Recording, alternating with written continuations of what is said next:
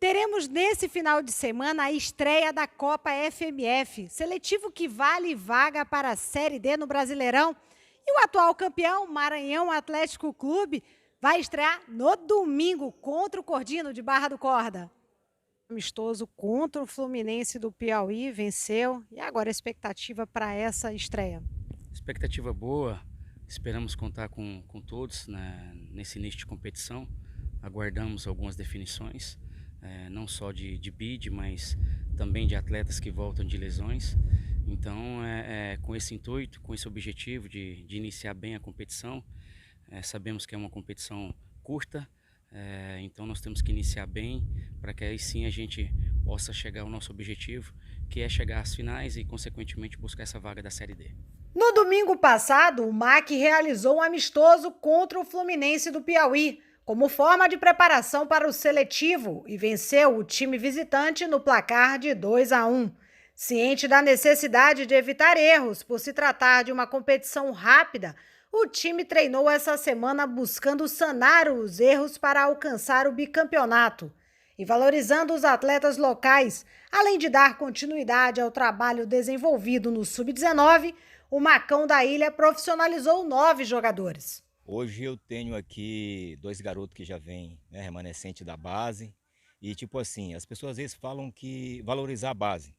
Esse é um trabalho que hoje, né, o presidente aqui, Robson Paz, né, juntamente com Robson Vasconcelos, certo? São pessoas que a gente está vendo aqui e está fazendo esse legado, né, surgir de boa aqui no MAC, né? Isso. Hoje a gente tem aqui Jonathan, Marcos e tem um garoto aqui que a gente está avaliando, tudo na idade até 20 anos. Isso aí é uma boa, né? É uma boa situação para o nosso futebol em si.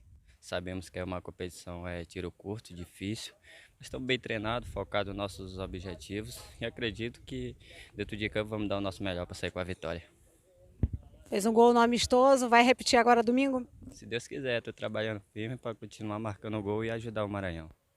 A estreia do Macão da Ilha é já neste domingo, dia 3, no Estádio Castelão, contra o Cordino, time de Barra do Corda. E a gente veio aqui na federação para explicar melhor sobre essa nova fórmula que, na minha opinião e na opinião da grande maioria, foi bem democrática. E eu estou com o diretor de competições, Hans Nina.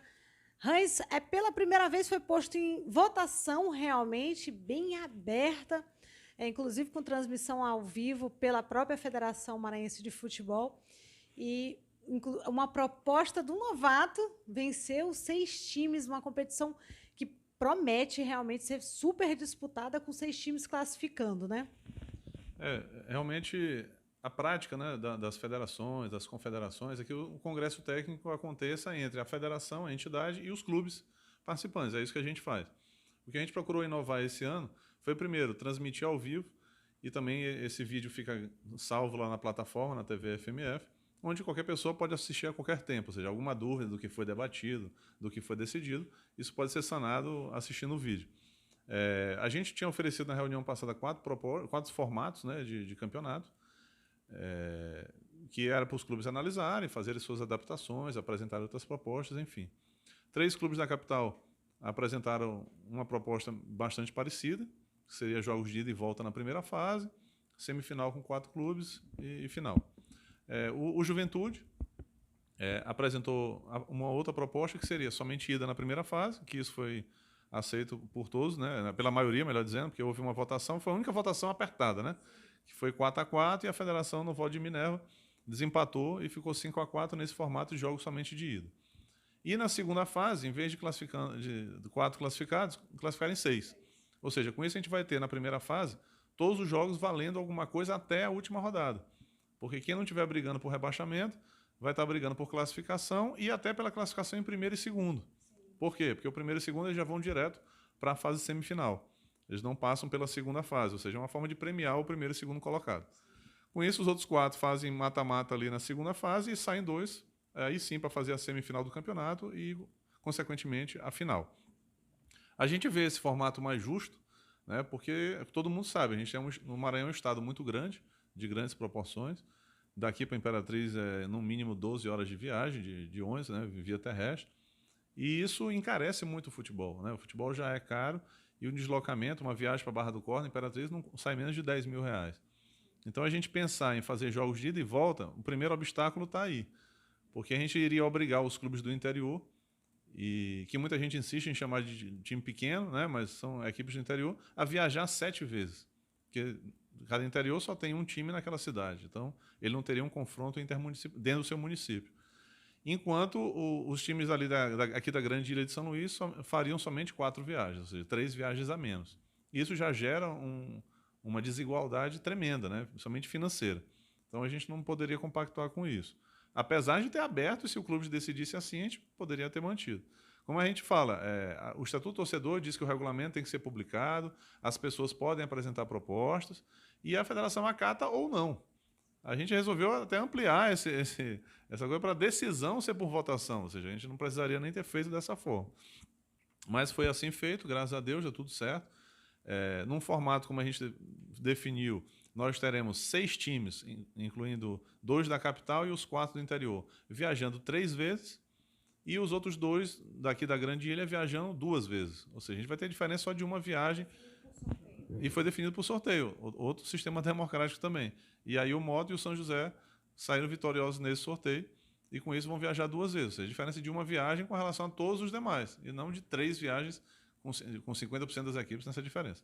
Então, acho que foi um modelo bem democrático de debate, né? A decisão foi a melhor possível e tem tudo para ser um campeonato bastante competitivo, fora outros pontos, né? Como o apoio ao futebol feminino, que a gente vai falar também, a questão da proteção a treinadores e técnicos, a treinadores e atletas, que a gente colocou no regulamento, a própria arbitragem também. Então, esses são outros pontos interessantes do regulamento.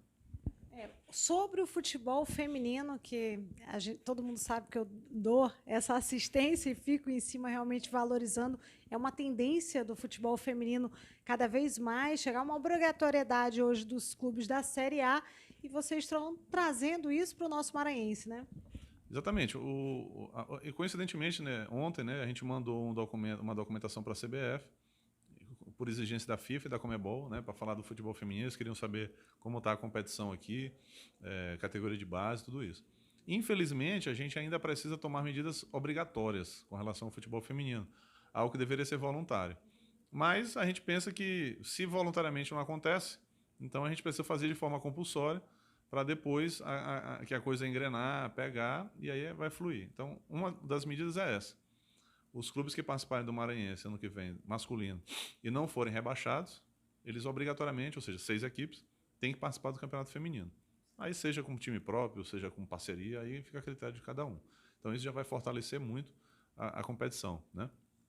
Que esse ano a gente já tem 6 equipes no futebol feminino, já tivemos mais 4 que foram eliminadas na primeira fase do interior, ou seja, já foram 10 equipes de futebol feminino esse ano, então a gente vai ter mais 6, ou seja, é um campeonato bem maior, dividido em etapas. E nas categorias de base, a gente também está começando um processo, que a gente aí está indo de uma forma lenta também, que a gente tem dificuldade, por exemplo, de formar um time de meninas, né, por exemplo, idade de 13 anos, 15 anos, exclusivo de meninas. Então, o que a gente fez? No Sub-13 desse ano, que começa nesse final de semana, a gente abriu a possibilidade, e aí primeiro facultativa, das equipes incluírem meninas nas suas equipes, ou seja, fazer times mistos, meninos e meninas. A gente começou isso pelo Sub-13, porque ali é o começo da formação dos atletas, e também a gente entende que a compleição física nessa idade é muito parecida, né? Claro, a gente, na idade de 19, 20 anos, o homem tende, né, nem todos, mas a sua maioria, pela própria natureza mesmo, a compleição física do homem, a musculatura, em tese, é mais forte. Diga assim, no aspecto geral, né? Claro que individualmente isso nem sempre se confirma. Mas na categoria Sub-13, isso geralmente tende a ser igual, e às vezes a menina tem até o desenvolvimento físico mais rápido que o menino naquela fase inicial, né? Ali antes da puberdade. Então a gente colocou isso. Aí a gente vai perceber como é que vai ser o comportamento das equipes, se realmente vão incluir, se as meninas vão ter oportunidade. Caso não tenham, ano que vem já vai ser uma medida obrigatória. Ou seja, é um processo educativo. Então, se facultativamente não tiver, ano que vem vai ser obrigatório. Ou seja, um número X ali de meninas, 2, 3 meninas por equipe. E aí depois subir para quando a gente tiver um número de meninas praticantes, porque a ideia é que isso estimule outras meninas a praticarem futebol, né? E a gente percebendo que já tem um número, a gente começa a fazer competições exclusivas. E exclusivas também. valorizando o futebol feminino e valorizando também, além da base, valorizando o sub-23. A gente tem a Copa FMF que vai para o segundo ano agora, e no começo entrou meio todo mundo com o pé atrás, porque era uma competição sub-23, mas pegou, né? A questão da categoria sub-23 é porque, assim, o nosso pensamento é que, assim, não só nosso, né, mas isso é quase unânime no Brasil, no mundo. A formação de um atleta é um processo, né, que começa lá na infância e até chegar à fase adulta. Então, a gente, quando iniciou nossas atividades na federação, a gente tinha competições de 15, 17 e 19. A partir do ano passado, retrasado, a gente já ampliou, já desceu para o sub-13, para começar um processo já ali com 11, 12 anos. A ideia é que a gente chegue ao sub-11. Não fizemos ainda porque o sub-11 o campo precisa ser reduzido. Então, a gente não trabalhou com isso. Então, voltando lá para cima, no sub-19, aí meio que encerra a categoria de base. O atleta que encerra a categoria de base, ele dificilmente ele tem essa migração para o profissional de forma tão rápida. E o torcedor, às vezes, o dirigente, exige isso do atleta. E essa maturidade não chegou ainda. Quando chega, é um jogador fora de série, que a gente percebe isso não só no futebol, no comportamento, uma série de coisas. Então, a ideia do sub-23 foi isso.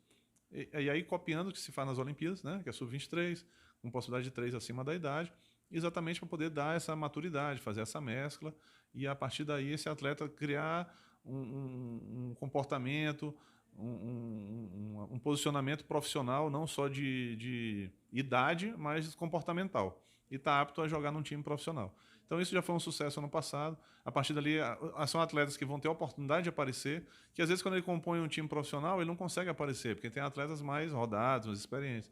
Então ele consegue aparecer numa competição oficial e profissional. Infelizmente, muita gente, por desinformação, acha que é uma competição amadora, dando vaga para uma competição profissional, o que não é. Pela legislação, o amador é somente até 20 anos. Acima disso, obrigatoriamente, o atleta tem que ser profissional. Então, assim, já foi um sucesso. Ano que vem, se Deus quiser, tende a ser mais ainda, porque se vier a terceira vaga da Copa do Brasil, ela vai ser disputada nessa competição. Então, aí vai pegar mais corpo ainda, porque já é a competição financeiramente mais rentável, que é a Copa do Brasil, que todo mundo quer. E, só para completar isso aí, a ideia é que ano que vem, se a gente criar a Série C, que é a nossa ideia, para dar o início no campeonato estadual pela Série C, a tendência é que ela seja sub-21. E aí a gente completa todas as faixas etárias, 19, 21, 23, e aí o profissional mesmo já de forma definitiva. Aí me tira uma dúvida que me surgiu agora em relação à possibilidade dessa Copa do Brasil, né, na Copa FMF. Aí o time rebaixado hoje, no caso Santa Quitéria, que pode conseguir ir para uma Série D, aí nesse caso o regulamento mudaria isso? Assim, o regulamento da Copa FMF ele já está completando 2 anos agora, né? Porque pelo Estatuto do Torcedor, né, tem que durar 2 anos, salvo com alguma autorização, uma mudança de formato, que por deficiência de time, falta de times ou aumento de times, isso pode ser alterado. Mas nesse caso não houve alteração. Então, o primeiro ponto é que ano que vem a gente pode alterar esse regulamento. Então, há uma possibilidade da gente tirar esse time rebaixado da disputa da Copa FMF. Então, isso vai ser debatido só quando a gente for fazer o regulamento dela ano que vem. Ou a possibilidade de mantê-lo, porque não seria nada impeditivo, né, do time que foi rebaixado ter a vaga da Copa do Brasil, porque para ele ganhar essa vaga, ele vai ter que conquistar em campo. Ele perdeu em campo a sua vaga na Série A do estadual, mas ganhou a vaga da Copa do Brasil. Eu, particularmente, não vejo problema, mas claro que isso ainda vai precisar ser debatido. Foi até um assunto levantar agora que não houve esse debate interno ainda, até porque a gente está esperando vir a vaga, oficialmente, o que não ocorreu ainda, né? Mas acho que é um debate interessante. Vai ficar para uma próxima ocasião e realmente mais um debate, deixando mais uma vez um momento oportuno para os times também exporem as suas opiniões. Em relação a mais uma problemática que hoje se levanta muito é em relação aos estádios, né? Porque talvez até por falta de informação as pessoas acabam responsabilizando, por vezes, os clubes, os dirigentes e até a FMF sobra nessa questão de os clubes não terem estádios próprios. Como eu sempre digo, no dia que eu entrei aqui na federação, me foi feita essa pergunta, né, com relação a críticas, esse tipo de coisa. Quem entra aqui está preparado para isso, tá? Como diz a expressão popular, o couro quente, né? E, assim, a federação não tem torcida, né? Ela não mobiliza a torcida. Então, isso não se esperava nada diferente disso. Mas, voltando à tua pergunta, assim, os clubes no Maranhão, nenhum tem estádio próprio. Todos são estádios públicos, né? Aqueles que utilizam, onde mandam seus jogos. Da forma que eu vejo, né? Primeiro, a federação não tem... Um clube, para se filiar, ele tem que apresentar um estádio. E muitos, ou quase todos, apresentaram estádios públicos, que aí não depende deles. Então, um clube, ele já tem esse primeiro erro, vamos dizer assim. Mas a gente sabe que para ter um estádio é algo muito custoso, né? Nosso estado não dá para exigir isso de ninguém. Os estádios públicos, aí a gente passa por problemas. Por exemplo, hoje em São Luís a gente só tem um Castelão, né? Que é graças a Deus, né? Não é só o Castelão, graças a Deus temos o Castelão. E já tivemos situações, inclusive, de ficar sem ele, né? Passou muitos anos fechado. Em 2016 teve problema na drenagem, que precisou passar por reparos. Então, assim, por um lado, os times da capital são favorecidos nisso aí, porque eles têm ali um estádio à disposição. Então, muito se critica, por exemplo, o jogo do São José, uma indefinição de local. Ah, não pode, isso é um absurdo. Aí eu pergunto, em 2016, por exemplo, se a situação se repetisse, tiver um problema no Castelão, modo Sampaio e Maranhão, deve ser eliminado do campeonato? Já que querem que a gente tire o São José de uma competição? A culpa não é do São José, a culpa não é da federação. É do estádio público em São José de Ribamar que está fechado. Santa Quitéria está jogando em outros locais, porque o estádio de Santa Quitéria não é liberado para o time de Santa Quitéria, que é domiciliado lá, e por questões que aí fogem da minha alçada. Então, é essa crítica que deve haver, né? Não é a federação, não é o clube que não tem como construir um estádio, mas a quem não mantém, ou não reforma, ou não melhora o estádio público que é para atender toda uma população, não só atender um time. Mas se não está atendendo um time, que imaginemos da população, essa mesmo que não está sendo atendida. Então, essa crítica que tem que ser feita. Mas é mais cômodo, né? Ou por outras questões, criticar a federação, criticar o clube, que aí entra no lugar comum, na vala comum. Mas a gente está bem tranquilo com relação a isso. A gente tem consciência de que faz o melhor que a gente pode, não o melhor que a gente deveria. Eu sempre digo isso, né? Existe o mundo ideal e o mundo possível. O ideal é o dos sonhos, né? A gente vive no mundo possível. A prova disso está aí, né? Assim, o futebol maranhense não presta para nada, a federação não faz nada, e está vindo mais uma vaga da Copa do Brasil, que o futebol maranhense tem crescido de 2012 para cá, principalmente. Então, se não está prestando assim, vamos esperar o dia que vai prestar, né? Inclusive, para fechar a matéria, viu, Hans, foi um ano que o futebol maranhense mais apareceu. Estivemos aí, né, na iminência, inclusive, de ter 2 times na Série B. O Imperatriz quase consegue a segunda vaga ali na Série B. Seria um fato, inclusive, talvez até inédito no nosso futebol. E eu venho mostrando isso, né, não só na Band, também nas redes sociais, que o nosso futebol vem crescendo realmente. E acredito eu que não seja somente pelos clubes, mas sim pelo trabalho que a Federação Maranhense de Futebol vem fazendo. Eu acho que vocês tiveram um aumento, inclusive, de competições com a Copa FMF, a valorização realmente do nosso futebol. A prova disso é o que temos hoje, representantes na Série D, representantes na Série C, representantes na Série B, e quem sabe ano que vem a gente consiga fazer que tenhamos representantes também na Série A, né? Como eu digo, a federação não tem torcida, a nossa preocupação não é estar propagando tudo que a gente faz, que, por exemplo, às vezes um time se sente desagradado de uma coisa, ele utiliza a sua própria torcida para jogar contra a federação. Normal, né? Apesar de, no aspecto do caráter, a gente poder questionar isso aí. Mas, às vezes, o próprio time, quando recorre à federação para tentar uma antecipação de cota, para ir lá na CBF e fazer um pleito, e a federação faz e consegue, não faz a mesma propagação, né? Isso aí acontece em algumas situações. Ou seja, normal, né? Mas assim, aí vai de cada um. Não é o nosso papel ficar divulgando isso, né? Não é o nosso papel ficar propagando essas coisas. A gente tem tranquilidade no nosso trabalho. Trabalho sério, trabalho focado na melhoria, no bem da maioria. A gente não pode agradar todo mundo, cada time está interessado na sua vitória. Mas a gente não pode favorecer A, B ou C. Então, um time que reclama num ano, no outro ano está calado, porque aí a coisa já ficou melhor. Aí no outro ano faz uma zoadinha de novo, depois fica calado, ou seja... aí vai de cada um se deixar manipular ou não por uma informação mal dada ou mal intencionada. Mas não é nosso papel, né? Cada um deve ter um discernimento sozinho, as pessoas são adultas para ter esse discernimento. Nosso trabalho é trabalhar sério e os resultados estão aparecendo, né? Não precisa a gente divulgar, o resultado aparece. Então, aí é o resumo. Mas agradeço a oportunidade de estar aqui falando e estar sempre à disposição para falar do futebol, que é o que a gente gosta muito.